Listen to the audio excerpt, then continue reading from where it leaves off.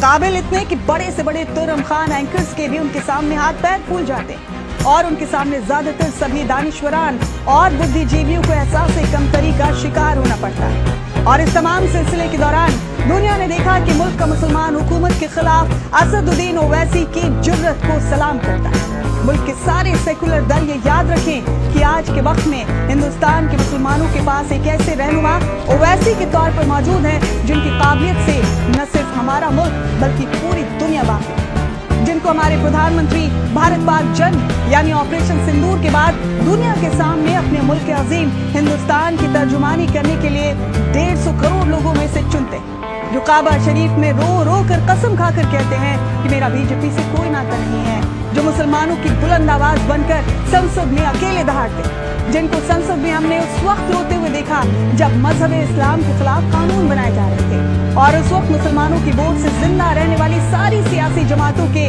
सारे नुमाइंदे खामोश बैठे रहे। कौम के सच्चे रहनुमा ओवैसी ने संसद में अपने मुखालफिन की तरफ से खुद पर किए गए मजाक का न सिर्फ जिंदा दिली से सामना किया बल्कि पूरी दीदा दिलेरी के साथ अक्सर उनके मजाक का जवाब भी बावकार अंदाज में दिया। बावजूद इसके मुल्क का मुसलमान बसपा को वोट देता है, राजद को वोट करता है,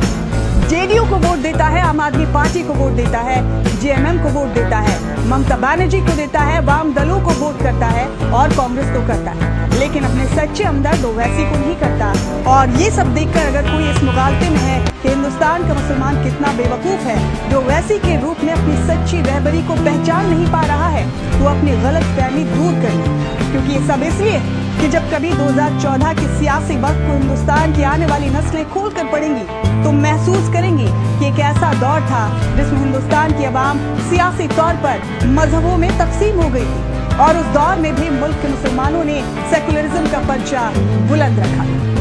जय हिंद, जय भारत।